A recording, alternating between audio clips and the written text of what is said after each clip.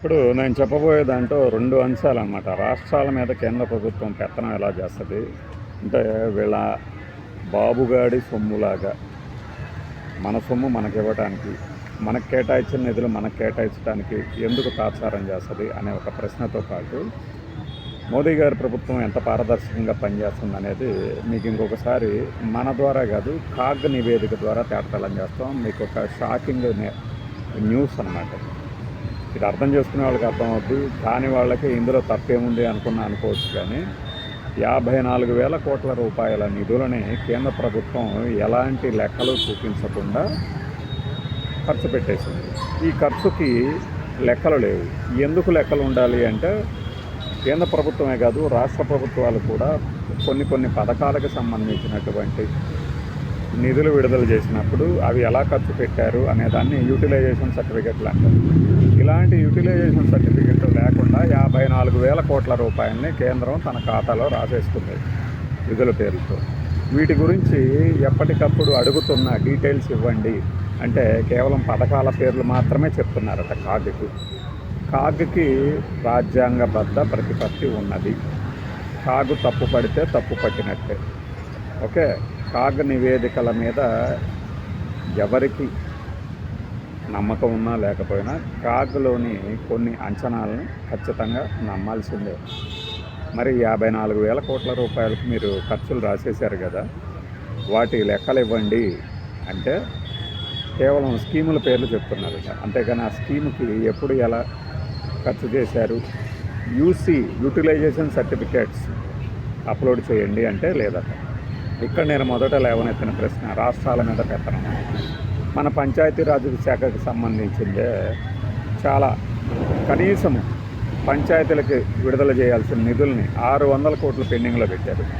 600 కోట్లు ఆంధ్రప్రదేశ్ పంచాయతీలకి ఇవ్వాల్సింది. గత ప్రభుత్వం మీద విమర్శలు చేసిన వాళ్ళే ఇప్పుడు ప్రభుత్వంలో ఉన్నారు. వీళ్ళకి కేంద్రం నుంచి అలానే రాష్ట్రం నుంచి నిధులు పెండింగ్ ఎందుకు ఉంటాయంటే యూటిలైజేషన్ సర్టిఫికేట్స్. మన ఉప ముఖ్యమంత్రి గారు చాలా బలంగా చెప్పే జేజీఎం, ఈ జల్ జీవన్ మిషన్ అనే దానికి సంబంధించి కూడా వీళ్ళు యూసీలు పెట్టకపోవటం వల్ల ఇప్పుడు మేము వాటన్నిటికీ మళ్ళీ మార్చి పెట్టాల్సి వస్తుందంటారే, ఇదే యూటిలైజేషన్ సర్టిఫికేట్స్. చేసిన ఖర్చుకి అధీకృత పత్రాలు, ధృవీకరణ పత్రాలు. ఈ యూటిలైజేషన్ సర్టిఫికేట్స్ కేంద్ర ప్రభుత్వం 54,000 కోట్ల రూపాయలకి ఇవ్వట్ల. ఏ శాఖకు సంబంధించి అంటే, ఒకటి గృహ నిర్మాణ శాఖకు సంబంధించి 18,273 కోట్ల రూపాయల నిధులు ఎలా ఖర్చు పెట్టారు అంటే నో ఆన్సర్. గృహ నిర్మాణ శాఖ ఈ పథకం అని చెప్పి మాత్రం చెప్తున్నారు. అలానే ఉన్నత విద్యాశాఖకు సంబంధించి 14,250 కోట్ల రూపాయల చిల్లర. వీటికి కూడా ఎలా ఖర్చు పెట్టారు అంటే ఏమి లేదట, యూసీలు పెట్టట్లేదట. నిజంగా ఖర్చు చేసి ఉంటే యూసీలు ఉంటాయి కదా అనేది కాదు వాదన. ఓకే, ఈ 2 శాఖలకు సంబంధించే 33,000 కోట్ల రూపాయలకు పైగా ఏ ఖాతాకి వెళ్ళాయో తెలియకుండానే, ఈ శాఖల కింద ఎలా ఖర్చు పెట్టారో తెలియకుండానే ఈ శాఖల కింద ఖర్చు చేసామని చెప్తున్నారు. 33,000 కోట్ల రూపాయలు కాకుండా మిగిలిన 21,000 కోట్ల రూపాయల సొమ్ము ఇతరత్ర పథకాల పేర్లు చెప్తున్నారు. కానీ controller and auditor general CAG సంస్థ అడుగుతున్న యూసీ సర్టిఫికెట్లని ఇవ్వడం లేదంట. 2024-25 పూర్తయిపోయింది. 2025-26 కూడా వచ్చేస్తుంది. 26-27 కూడా రాబోతోంది. ఇది పారదర్శక విధానం అంటే, ట్రాన్స్పరెన్సీ. వీళ్ళు రాష్ట్ర ప్రభుత్వాలను అడుగుతారనమాట, మీరు యూసీలు ఇవ్వందే మేము నిధులు రిలీజ్ చేయం. అవును, మరి రాష్ట్ర ప్రభుత్వాలు యూసీలు అడిగే మన తాలూకు ఇక్కడ వసూలవుతున్న పన్నులని కేంద్ర ప్రభుత్వానికి చెల్లిస్తోంది. మన ఆదాయంలో పోయే ప్రతి పైసా కేంద్ర ప్రభుత్వంకి మనం ఎలాంటి యూసీలు అడగకుండా వెళ్ళిపోతున్నాయి కదా, ట్యాక్స్ కట్ అవ్వటంతోనే వెళ్ళిపోతున్నాయి కదా వాటికి. మన దగ్గర వసూలు చేసే ప్రతి సొమ్ము, ప్రతి రూపాయికి కేంద్ర ప్రభుత్వానికి వెళ్తున్నాయి కదా ట్యాక్సుల రూపంలో. అందులోంచి వాళ్ళు దయతో ఇస్తున్నట్టుగా మనకి జిఎస్టీ పంపించడము ప్రతి నెల ఎంత వసూలైతే ఇంత, రాష్ట్రాల బాటా ఇంత అని చెప్పి. మరి వీళ్ళకి మాత్రం బాధ్యత ఉండద్దా? కేంద్ర ప్రభుత్వానికి అవసరం లేదా బాధ్యత? నాది పారదర్శక విధానం అని చెప్తుంటారు కదా కేంద్ర ప్రభుత్వ పెద్దలు. ఇదేనా పారదర్శక విధానం? దిగ్భ్రాంతికర వాస్తవం అని మనం చెప్పినా కూడా మనుషులకి ఎక్కదు.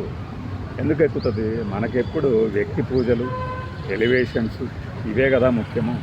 ఆయన నడుస్తుంటే భూకంపం, ఆయన కనుచూపుతోనే యుద్ధాలను ఆపగలడు, కనుచూపుతోనే మంట పుట్టించగలడు. ఇలాంటి వాటికి అలవాటు పడిన వాళ్ళకి యూటిలైజేషన్ సర్టిఫికెట్స్ రూపంలో 54,000 కోట్ల రూపాయలకి నో యూసీ అనేది అంగీకరించరు. దానికి ఏదో లెక్కలు చెప్పబోతారు.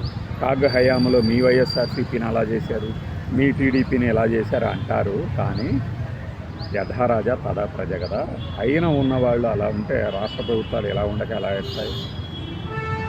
వాళ్ళు చెప్పేదేంటి? ఈ స్కీమ్ కింద ఖర్చు చేశాము అంటే ఇదే కేంద్ర ప్రభుత్వం ఇచ్చినటువంటి నిధుల్ని రాష్ట్ర ప్రభుత్వం ఎక్కడైనా నేను ఈ స్కీమ్ కింద ఖర్చు పెట్టేశాను అంటే ఊరుకుంటుందా? ఫర్ ఎగ్జాంపుల్, ఆంధ్రప్రదేశ్ ప్రభుత్వానికి అమరావతి నిర్మాణానికన్నా ఒక లోన్ ఇప్పిస్తే ఆ లోన్లో కాస్త వేరే వాటికి మళ్లించినప్పుడు ఏడీబీ ఆసియా డెవలప్మెంట్ బ్యాంక్ ప్రతినిధులు వచ్చేసి మీరు ఖర్చులు దేనికి కేటాయించామో మేము దానికే ఉపయోగించాలి, లేకపోతే వరల్డ్ బ్యాంక్ నిధులు ఇచ్చింది కూడా ఆ షరతు మీదే, లేకపోతే మేము నిధుల సాయం ఆపేస్తాం అనలేదా? వాటిని ఏమంటారు?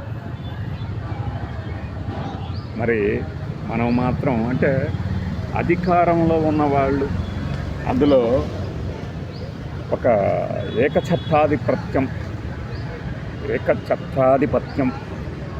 నియంతలాగా ఒక అధికారం చేతిలో పెడితే ఏం జరుగుతుంది అన్నది ఇక్కడ అర్థమవుతుంది. అదే ప్రజాస్వామ్యబద్ధంగా మన వెనక కూడా కొంతమంది ఉన్నారు. మనమే ఒంటెద్దు పోకడలు పోతూ ఉంటే కుదరదు. మిగిలిన వాళ్ళకు కూడా కలుపుకొని సాగాలి అనే పరిస్థితి కల్పించినప్పుడు ఇలాంటి వాటికి ఆస్కారం ఉండదు. బట్ మనకేంటి? జై మోడీ, జై జగన్, జై చంద్రబాబు, జై పవన్ కళ్యాణ్ ఇవే కదా. కళ్ళ ముందు వాస్తవాన్ని గమనించలేదు. 54,000 కోట్ల రూపాయలకి యూసీలు లేకుండా చేసేసి ఆర్థిక శాఖ మంత్రి గారేమో ప్రతిదీ డిజిటలైజేషన్ అంటారు, డిజిటల్ మనీ అంటారు. ఇక్కడ ఆంధ్రప్రదేశ్లోనేమో మద్యం సేల్స్కి ఎందుకు డిజిటల్ ఇది పెట్టలేదు, అన్నీ క్యాష్ ఎందుకు తీసుకుంటారు అంటారు. మరి ఈ 54,000 కోట్ల రూపాయలకి యూసీలు లేకుండా ఇలా యూసీల ప్రాధాన్యత ఏంటంటే ఒక శాఖకి ఒక బడ్జెట్ కేటాయించి ఆ డబ్బులు రిలీజ్ చేసినప్పుడు యూటిలైజేషన్ సర్టిఫికేట్ సమర్పించకపోతే ఆ తర్వాత ఆ శాఖకు సంబంధించినటువంటి పనులు మళ్ళీ చేయనివ్వరు, మళ్ళీ ఆ నిధులు కేటాయించనివ్వరు. అది యూటిలైజేషన్ సర్టిఫికేట్ తాలూకు ప్రాముఖ్యత. ఇది ప్రభుత్వాల్లో ఉన్న వాళ్ళకి ఆ బిల్ పేమెంట్స్ అవి చేసే వాళ్ళకి తెలుస్తుంది. యూటిలైజేషన్ పేమెంట్స్ అంటే జస్ట్ లైక్ దట్ ఊరకనే ఇచ్చేసేది. అధీకృత సంస్థల తాలూకు పత్రాలు అవి. గృహ నిర్మాణ శాఖ చేసింది అంటే గృహ నిర్మాణ శాఖకు సంబంధించిన వాళ్ళు సంతకాలు పెడతారు. ఇదిగో దీని కింద మేము ఖర్చు పెట్టాము, దీనికి కింద మేము ఇలా పనులు చేసాము. ఒకవేళ యూసీ లేకపోతే నెక్స్ట్ కాంట్రాక్టర్లకి అవి ఇవ్వరు. ఆ పనుల తాలూకు నెక్స్ట్ లెవెల్ దశకి వెళ్ళనివ్వరు. ఇంకా దాంట్లోనే మనకు తెలిసింది ద్వారకా ఎక్స్ప్రెస్ హైవేకి కిలోమీటర్కి ముందు 18 కోట్ల రూపాయలు అంచనా వేశారు ఫస్ట్ నిర్మాణ ఖర్చు ద్వారకా ఎక్స్ప్రెస్ హైవేకి. ఇప్పుడు అది 250 కోట్ల రూపాయలు ఒక్కొక్క కిలోమీటర్ ఖర్చు. ఎలా పెంచారు? దీనికి జవాబుదారు ఎవరు? యూటిలైజేషన్ సర్టిఫికెట్స్ అంటే ఓకే, మరి ఈ అంచనాల వ్యయం పెంచడం వెనక ఎవరున్నారు? అది